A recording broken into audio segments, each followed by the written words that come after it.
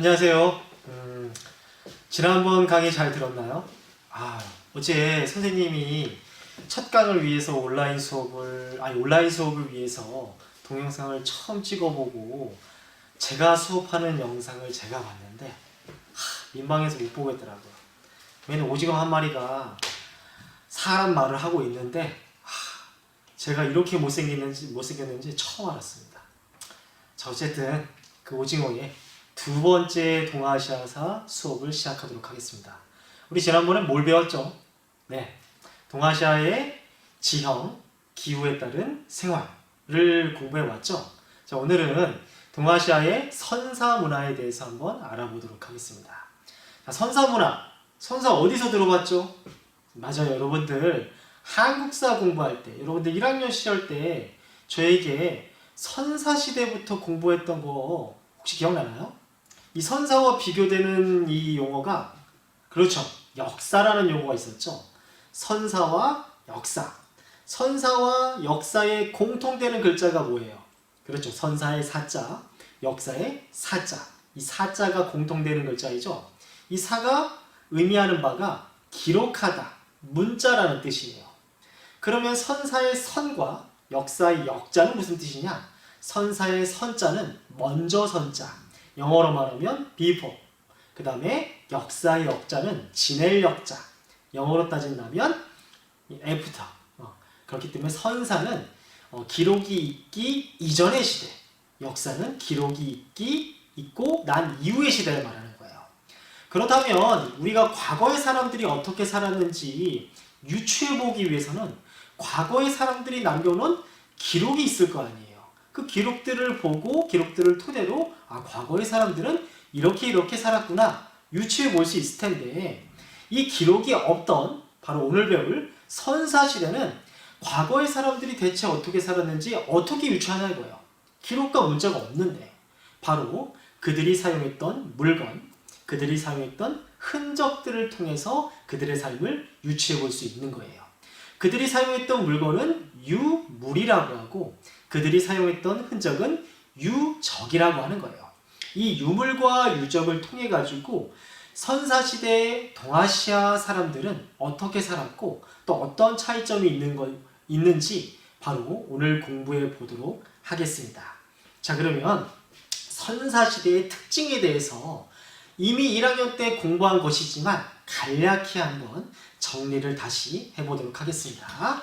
자, 선생님이 제 기준에서 이야기할게요. 여러분들 기준에서 왼쪽 위편에 제가 선사시대의 특징을 간략히 써놓고 동아시아의 주요 선사시대 유물이 출토된 지역의 위치와 또 유물의 그림, 사진을 한번 곁들여서 설명을 한번 해보도록 하겠습니다. 자, 선사시대는 총 4시기로 구분했죠. 무슨 시대? 그렇죠, 구석기, 신석기, 청동기, 철기로 구분했죠. 그 중에 마지막에 철기 시대는 제외하고 구석기, 신석기, 청동기의 동아시아의 문화에 대해서 한번 알아보도록 할게요. 그러면 구석기, 신석기, 청동기의 이 시대적 특징을 한번 간략히 한번 써볼게요. 자,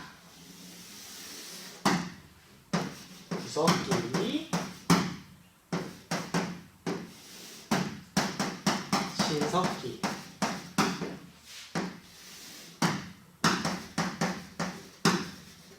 청동기. 자, 먼저 구석기 시대의 특징을 간략히 알아보면 구석기 시대 사람들은 먹고 살기 위해서 어떤 행위를 한다고 했죠? 네, 열매를 따먹거나 사냥을 하거나 물고기를 잡아먹는 채집, 수렵, 어로 활동을 했다고 했어요. 이 채집, 수렵, 어로 활동은 먹을 것이 어떤 특정 지역, 고정된 지역에서 먹을 것이 나오는 것이 아니라 내가 먹고 살기 위해서 끊임없이 열매를 따러 가라. 그리고 멧돼지를 잡아먹으러, 물고기를 잡아먹으러 항상 이동하고 있죠. 네, 바로 첫 번째 특징이 이동생활이 특징이에요. 이동생활이 첫 번째 특징이에요. 자, 이동생활을 하다 보니까 좋은 집이 필요가 있을까요, 없을까요? 네, 필요가 없죠. 당장 오늘만 내가 여기서 눈과 비를 피하면 다시는 이 지역에 올지 않을지 나도 모르는 거예요. 그렇기 때문에 하룻밤 눈과 비를 피하기 위해서 동굴이나 바위근을 이런 곳에서 잠시 머물렀다가 계속해서 이동생활을 하는 것이에요. 이런 특징을 가지고 있죠. 또 이때 이 구석기 시대 때는 사냥이 주 먹이 제공원이에요. 그렇기 때문에 사냥을 위한 도구인 주먹도끼가 대표적인 유물이라고 할 수 있어요. 주먹도끼가 대표적인 유물이라고 할 수 있습니다. 이렇게만 알고 있어도 돼요. 이렇게만. 자, 그 다음에 구석기에서 신석기로 넘어가는 시기에 우리 인류 3대 혁명 중에 첫 번째 혁명인 농업혁명이 일어난 시기가 바로 구석기에서 신석기로 넘어가는 시기예요. 그래서 이 신석기 때는 바로 농사가 시작됐어요. 농사가 시작됐다. 자, 농사를 시작하다 보니까 내가 고정된 지역에서 먹을 것을 생산해낼 수가 있죠. 굳이 내가 이동할 필요가 없게 되고 한 곳에 머물러 살기 시작하는 거예요. 그것을 바로 우리는 정착생활이 가능해졌다 이렇게 이야기하는 거죠. 정착생활이 가능해졌다 이렇게 이야기하는 거예요. 정착생활이 가능해지다 보니까 이제는 내가 이곳에서 내일, 모레, 일주일 후, 한 달 후에도 사는 거예요. 구석기 시대 때는 항상 이동하다 보니까 좋은 집이 필요가 없었지만 이때는 좋은 집이 강력하게 필요하겠죠. 그래서 생긴 것이 바로 움집이었어요. 움집에 이 사람들이 몰려 강가 주변에 움집 사람들이 몰려서 움집을 지어서 하나의 마을이 되고 하나의 시족이 되고 그것이 도시가 되고 국가가 되는 그 시작점, 그 시발점이 바로 농사라는 거예요. 이 농사를 또 점점 짓다 보니까 예전에 멧돼지를 사냥하고 난 다음에 배불리 먹고 남은 멧돼지 고기들은 금방 부패하기 때문에 아깝지만 버릴 수밖에 없었어요. 하지만 이때 농경으로 인해서 생긴 생산물들, 처음에는 밭작물에 해당되겠죠. 이런 것들은 부패 속도가 현저히 늘거든요. 또 농사를 짓다 보니까 점점점 기술이 발전하고 생산물도 많아지겠죠. 내가 배불리 먹고도 남는 생산물이 생겨요. 내가 배불리 먹고도 남는 생산물을 뭐라 부른다? 바로 잉여 생산물이라고 해요. 이 잉여 생산물 내 거예요. 이거 내가 내일 먹기 위해서 어디에다가 보관을 해야 되겠죠? 보관을 하기 위해서 흙으로 그릇을 만들기 시작해요. 바로 그 흙으로 만든 그릇이 흙토자, 그릇기자 써서 토기라고 하는 거죠. 토기가 등장하기 시작해요. 이게 신석기 시대의 특징이고, 그 다음에 이제 청동기 시대로 넘어가면 방금 선생님이 내가 배불리 먹고도 남는 생산물, 이 잉여 생산물을 보관하기 위해서 토기를 만들고 이 토기는 바로 내 것이라고 했죠? 이 내 것이라는概念, 우리 고급진 용어로 사유재산이라고 하는데 이 사유재산이라는 인식이 확고해지는 시기가 바로 청동기예요. 이 청동기 때는 사유재산이라는 인식이 아주 확고해졌어요. 그런데 어떤 사람들이 이제 욕심을 부리기 시작하죠. 내가 가지고 있는 것만으로는 내 욕심을 채울 수 없는 거예요. 저놈이 가진 것도 요놈이 가진 것도 빼앗고 싶은 거예요. 그래서 잉여 생산물을 두고 사유재산을 두고 이 더 많이 차지하기 위해서 사람들 간 싸움과 다툼이 벌어지고 이 싸움에서 이긴 자가 지배계층, 진 자는 피지배계층이 되는 계급도 발생하는 시기가 바로 청동기 시기가 되는 거예요. 이렇게 싸움에서 이긴 자는 권력이란 걸 가지게 되고 사람들을 지배하기 시작했어요. 이 권력의 상징물에 해당되는 것이 바로 우리 한국 사회 같은 경우는 비파라는 악기 모양처럼 생긴 청동칼이라는 뜻의, 그렇죠, 비파형 동검, 우리 청동검이라고 한번 써보도록 할게요. 이 청동검이 바로 계급, 지배계층의 권력의 상징물이 되는 거죠. 자, 우리 1학년 한국사 시간 때 이미 선사시대에 대해서는 정말 자세히 공부했기 때문에 이렇게 간략하게 정리해보는 거예요. 구석기와 신석기, 청동기 시대의 특징을 정리해봤어요. 자, 그렇다면 이 동아시아의 선사시대가 되게 수능시험에서 이 동아시아의 선사문화가 1번 문제로 나오는 경우가 있는데 이 동아시아 선사문화가 어떤 형식으로 문제로 출제되는지 한번 제가 약간 꼼수를 활용해가지고 여러분들이 알기 쉽고 이해하기 쉽게 한번 설명해 드릴게요. 먼저 동아시아 선사시대와 관련된 문제는 거의 열의 업에 동아시아 지도가 나와요. 지도가 나오고 알 수 없는 톡이나 알 수 없는 사람 그림이나 이런 것들이 나오고 이 지도, 이 그림이 설명하는 시대적 특징에 대해서 묻는 문제가 나와요. 참 어렵죠, 그죠? 공부하기 힘들고. 자, 그럼 먼저 만약에 그 시험 문제의 정답이 구석기를 묻는 문제라고 친다면 반드시 이 용어가 나와요. 동아시아의 최초의 인류라고 하는 사람들이 최초의 인류라고 하는 것이 어디에서 나냐면 우리 전 시간에 이야기했죠. 우리 동아시아의 메인 국가는 안타깝지만 한국이 아니고 중국이라고 했죠. 이 중국의 산딩두인이라고 있어요. 산딩두인이라고 있고 또 중국의 베이징인이라고 있어요. 우리나라 같은 경우는 흥수아이라고 있어요. 흥수아이. 그리고 일본 같은 경우는 미나토 가와인이라고 있어요. 외울 필요 절대 없어요. 만약에 동아시아 구석기 시대의 특징을 묻는 문제다 라고 하면 반드시 무슨 인, 사람을 지칭하는 용어가 반드시 나와요. 무슨 인, 요 용어가 반드시 나와요. 그래서 지도에 어떤 인, 사람을 지칭하는 용어가 나오면 아, 이것은 동아시아의 구석기 시대의 특징을 묻는 문제다 라고 캐치하고 문제를 푸시면 되는 거예요. 상당히 쉽죠. 근데 안타깝게도 이 구석기 시대를 묻는 문제는 그리 많이 나오지 않아요.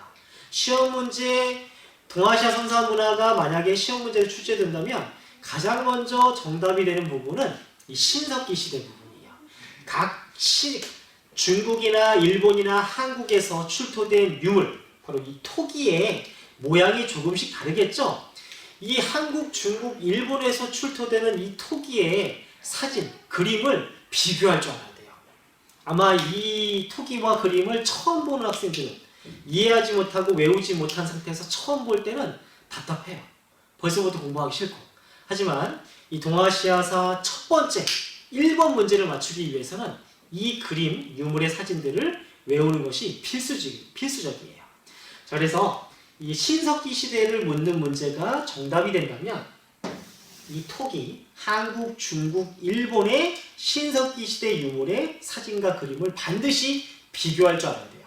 바로 지역별 비교가 반드시 선행되어야 해요. 이 문제가 대다수 동아시아사 1번 문제로 출토되는 부분이에요. 청동기 시대 부분은 신석기 시대 부분을 설명하면서 같이 이야기를 해보도록 할게요. 자, 그러면 신석기 시대 한국, 중국, 일본의 선사시대 유물, 토기의 모양이 어떻게 다른지 한번 설명을 해보도록 하겠습니다. 자, 지난 시간과 마찬가지로 여러분들은 교과서 23페이지를 펴보시고 23페이지 아래에 한국, 중국, 일본의 신석기 시대 유물, 토기의 모습이 아주 컬러풀하게 잘 나와 있습니다. 저는 오늘도 판서를 통해 가지고 여러분들은 교과서와 제 판서의 설명을 같이 들으시면 될 것 같습니다. 자, 동아시아의 지도를 한번 그려보도록 할게요.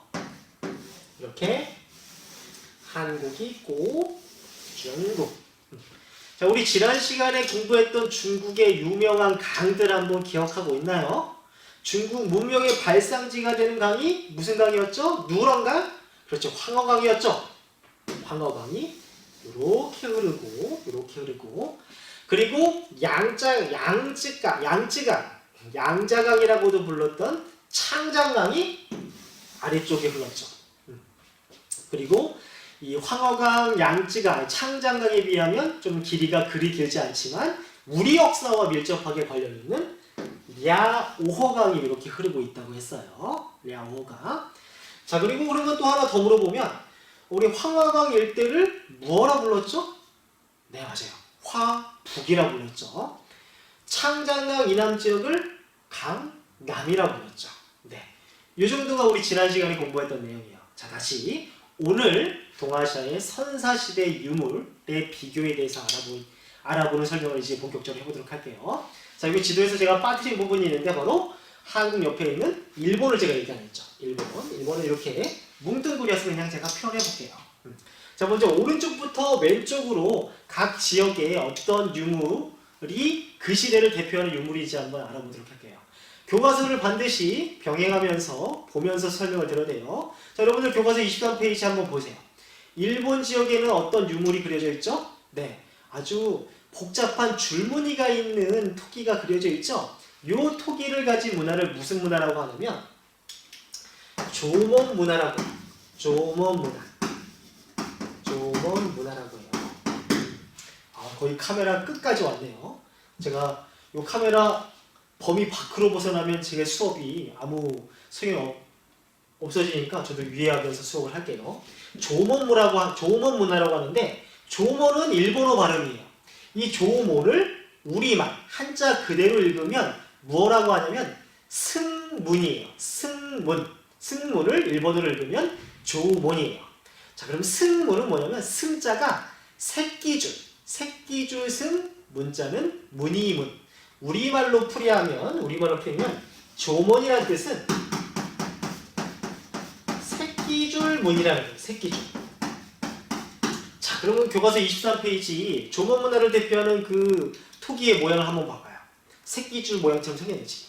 이게 왜 새끼줄 문이냐면 벼 이삭을 우리 그 사극 같은 데 보면 일반 서민들이 벼 이삭을 지푸라기로 이렇게 뭐라고 표현하죠? 하여튼 집신을 만드는데 이용하는 그 새끼줄을 꽂죠? 그 새끼줄을 꼰 다음에 토기를 만들 때 그 토기에다가 이렇게 좀 눌러붙인 거예요. 그런 다음에 토기를 구워버리면 이 새끼줄 무늬가 남는다고 해요. 그래서 새끼줄 무늬, 승문 무늬, 조먼 무늬라고 해서 일본 시대의 신석기 시대의 문화를 조먼 문화라고 하는 거예요. 자, 그 다음에 여러분들 기준에서 왼쪽 우리나라로 넘어가죠. 우리나라 신석기 시대의 대표적인 토기는 여러분들 이미 머릿속에 있어요. 신석기 시대 우리나라의 대표적인 토기라고 하면 그렇죠. 빗살무늬 토기가 있죠. 빗살무늬 토기가 있어요. 더 이상 필요가 없죠. 이 빗살무늬 토기 모르시면 동아시아사 과목 듣지 마세요. 이미 한국사에 대한 기본 지식도 없는 거야. 이 빗살무늬 토기는 설명하지 않을게요. 자, 다시 왼쪽으로 넘어가서 우리 역사와 관련이 깊은 요강, 랴오호강이라고 했죠.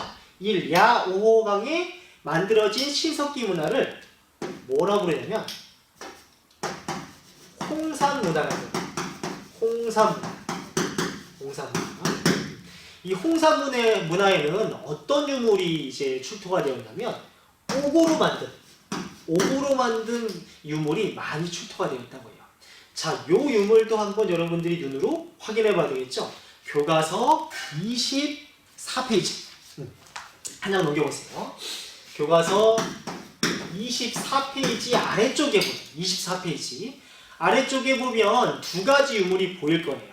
두 가지 유물 한번 그려보면 이렇게 생겼죠. 이렇게 생기고 하나는 얼굴이 이렇게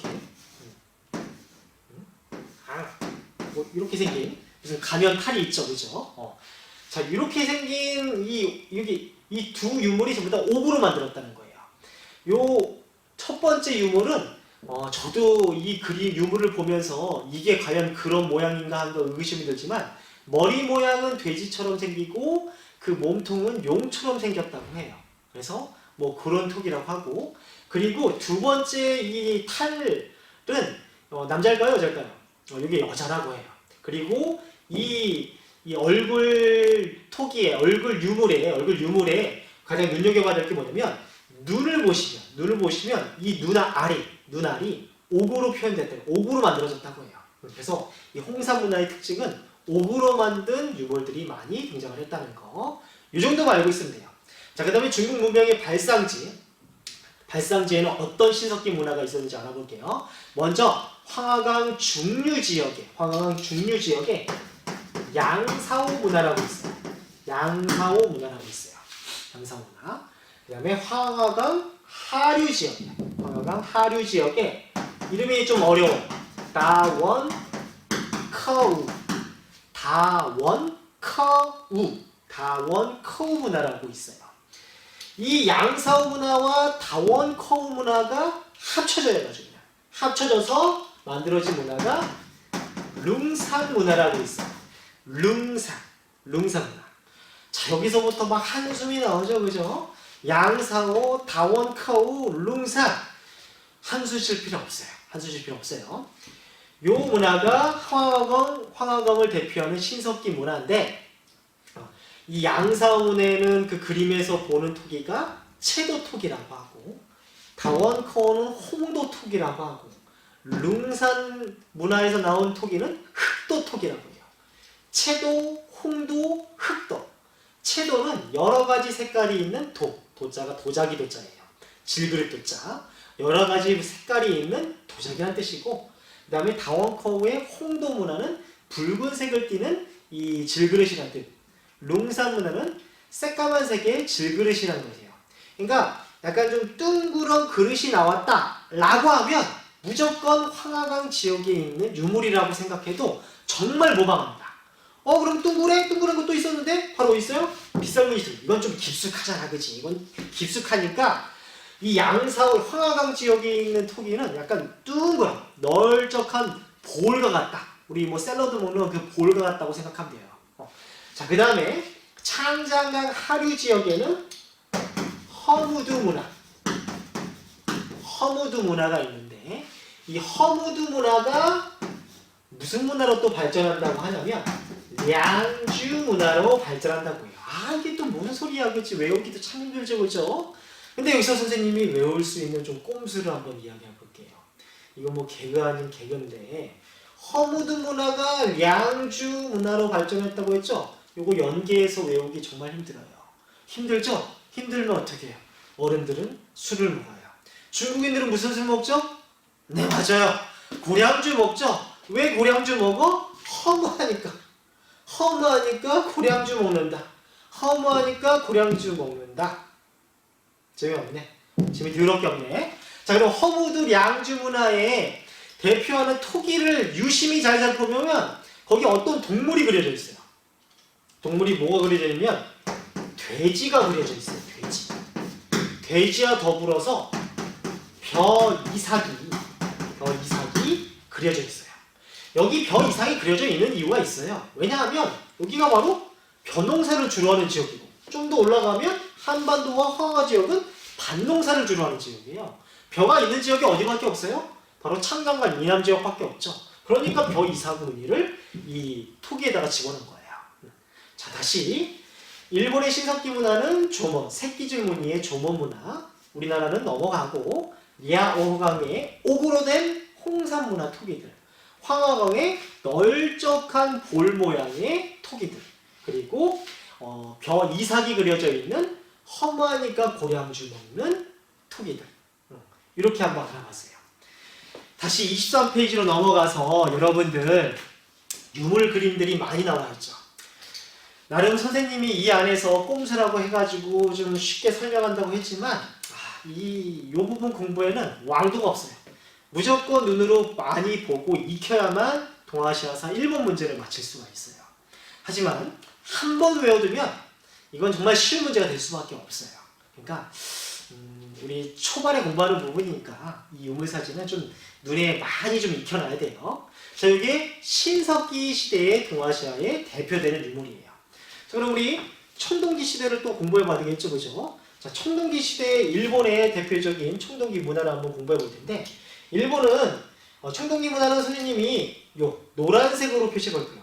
청동기 문화가 중요해서 노란색이 아니고 신석기 필기와 청동기 시대의 필기를 좀 구분하기 위해서 이 일본의 청동기 시대를 대표하는 문화를 뭐라고 그러냐면 야요이 문화라고. 야요이 문화라고 해요.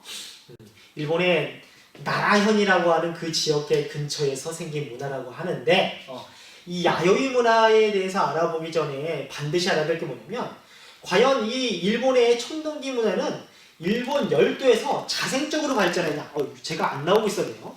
자생적으로 발전하고 있었냐? 그렇지. 일본의 청동기 문화는 바로 누구에 의해서 만들어진 거냐면 뭐 예측했듯이 바로 우리 한국인들에 의해서 만들어졌어요. 한국인들이 어디에서? 한국인들이 한반도에서 일본으로 건너가서 만들어진 게 바로 이 야요이 문화예요. 그러면 일본 열도에서는 이 한반도에서 본인들의 열도로 넘어온 사람들을 부르는 용어가 있겠죠? 그 용어들을 뭐라 그러냐면 바다를 건너서 왔잖아요. 바다를 건너서 왔기 때문에 앞에다가 건널 도자를 붙여요. 건널 도자. 어디다 쓰죠? 여기다 쓸게요. 건널 도자를 쓰고 건너서 왔다 이거예요. 오다는 의미의 올레자. 온 사람. 사람이라는 뜻의 도레인이라고 합니다. 한반도에서 일본 열도로 건너간 사람들을 일본인들은 도레인이라고 합니다. 이 도레인들에 의해서 만들어진 문화가 일본의 청동기 문화인 야요이 문화예요. 야요이 문화를 대표하는 유물에는 뭐가 있냐면 동탁이라고 있어요. 동탁. 아마 남학생들 삼국지를 읽어본 남학생들 중에는 이 동탁이라는 이름이 좀 익숙하죠, 그죠? 동탁. 근데 이 동탁은 청동동자 종탁자라는 거예요. 청동동 종탁. 풀이하면 청동종이에요. 청동종. 자, 이거는 어디 있냐? 교과서 28페이지. 교과서 28페이지에 이 동탁이 그려져 있어요. 동탁. 저도 한번 같이 볼게요. 28페이지 아래에 오른쪽에 큰 종이 있죠? 요걸 동탁이라는 거예요. 누구에 의해서 만들어졌다? 한반도에서 건너온 도레인에 의해서 만들어졌다. 자, 그리고 한국으로 넘어가 볼게요. 한국의 청동기 문화를 대표하는 유물, 요 청동기 시대의 대표적인 특징이 권력의 상징인 청동검이 만들어졌다고 했죠, 그죠? 우리나라에 있었던 그 청동검, 뭐라고 했죠? 비파라는 악기 모양을 닮았다고 해서 비파형 동검이라고 했죠? 비파형 동검. 그 청동검이 한반도에서 만들어졌는데, 제가 청동검이라고 써볼게요. 청동검. 이 청동검이 우리나라만 있는 게 아니고 중국과 이 중국 위에 몽골 지역에서도 청동검이 출토가 되었다고 해요. 자, 다시 몽골로 넘어가 볼게요. 몽골의 청동기 문화 유적은 노란색으로 써야죠. 몽골의 청동기 문화는 뭐라고 그러냐면 히르기스루 유적이라고 해요. 히르기스루 유적이라고 하는데 어렵죠? 히르기스루 유적 그냥 외우기 힘들면 안 외워도 상관없어요. 이거보다 더 중요한 용어가 뭐냐면 히르기스루 유적에 판석묘와 사슴돌이라는 게 있어요. 자, 이건 또 뭐냐? 이것도 교과서 27페이지 보시면 돼요. 27페이지. 교과서 27페이지. 27페이지 맨 아래 보면 넓은 초원에 큰 판돌이 그 땅에 막 꽂혀 있죠. 몽골인들은 사람들이 죽었을 때 우리나라 사람들 청동기 시대의 권력자 군장이 죽으면 만드는 무덤이 뭐라고 그랬죠? 네, 고인돌이죠. 우리는 큰 돌을 2개 박아두고 그 위에 큰 덮개돌을 쌓는 이 고인돌이 군장의 무덤이었죠. 몽골은 무덤을 어떻게 만드냐면 이런 식으로 만들어요. 27페이지처럼. 큰 판석이 널찍한 돌이란 뜻이에요. 널찍한 돌을 사람을 매장한 그 땅 위에다가 쭉 박아놓는 거예요. 그래서 판석이 널판지 판자야. 널판지 모양의 돌이란 뜻이에요. 그 묘자는 무덤 묘자. 그래서 판석묘라고 하는 거예요. 그럼 여기 사슴돌은 왜 나왔느냐? 그 판석, 널찍한 돌에 문양을 보면 사슴이 그려져 있어요. 그래서 사슴돌이라고 하는 거예요. 아우, 코가 간지럽네. 영상 속에서 재채기하면 안 되는데. 자, 그래서 몽골의 청동기 문화는 히르기스루 유적이라고 하고 판석묘와 사슴돌이라는 용어가 많이 나와요. 그리고 몽골에도 청동검이 있어요. 청동검. 근데 우리 한반도의 청동검과 이 몽골 그리고 중국의 청동검이 다른 특징이 있어요. 요 다른 특징은 또 어디서 보냐면 요것도 교과서 28페이지 청동검이 차이가 있어요.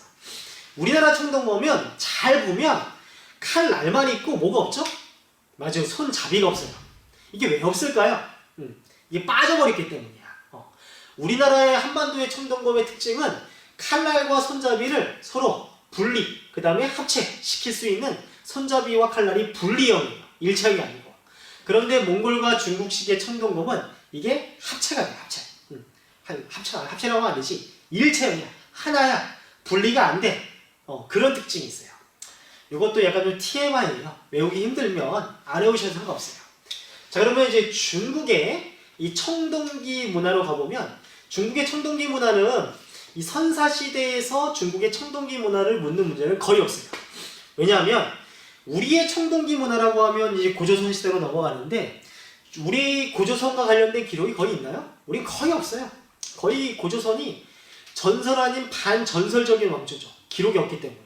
그런데 중국은 청동기 시대부터 왕조가 만들어지고 이 청동기 시대 문명을 바탕으로 왕조가 이 기록이 상당히 많이 남아있어요. 그래서 이 선사 시대에서 중국의 청동기 문화를 묻는 문제는 거의 없어요.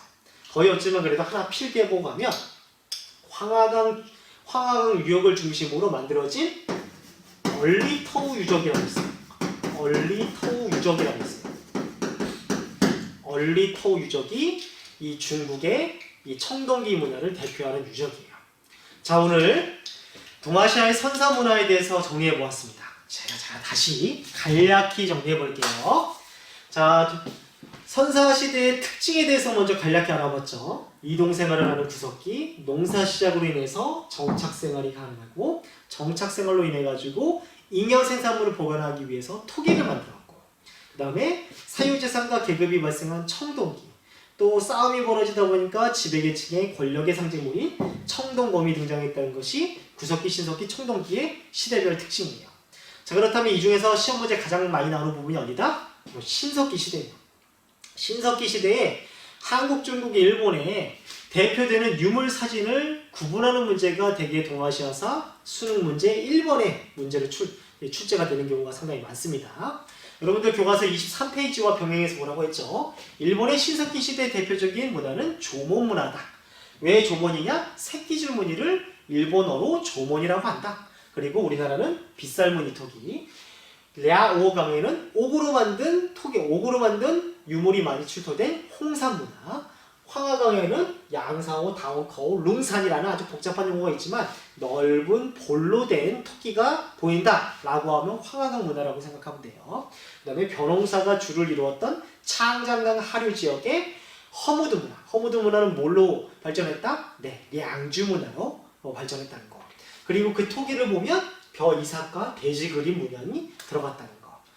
이 신석기 문화는 청동기 시대로 발전을 하는데 일본의 청동기 시대 문화는 야요이 문화라고 하는데 야요이 문화는 어디에서 전파가 되었다? 바로 한반도에서 전파됐다. 그러면 한반도에서 일본으로 건너온 사람들은 일본이 뭐라고 부른다? 건널도자, 올레자, 사람이자 해가지고 도레인이라고 부르는데 이 도레인들에 의해서 일본의 청동기 문화가 만들어졌다는 거예요. 우리의 청동기 문화를 대표하는 것은 비파형 동검이고 이 비파형 동검은 한반도만의 것이 아니고 청동검은 중국과 몽골에도 있는데 이 몽골과 중국 그리고 한반도의 청동검의 차이점은 일체형이냐 분리형이냐 그런 차이점이 있다는 거예요. 그리고 중국의 청동기 문화의 대표적인 유적은 얼리토 유적이라는 거. 자, 이렇게 오늘 우리가 동아시아의 선사 문화에 대해서 한번 알아봤어요. 첫 시간에 비해서 두 번째 시간도 상당히 지루하고 재미없고 또 유물 사진들이 많이 나오기 때문에 공부하기 상당히 어렵지만 23페이지에 나오는 그 사진 그림만 제대로 정확히 한 번만 외워두면 동아시아사 1번 수능 문제는 그냥 먹고 들어가는 겁니다. 자, 여기까지 동아시아사 두 번째 시간을 마무리하도록 하겠습니다. 안녕.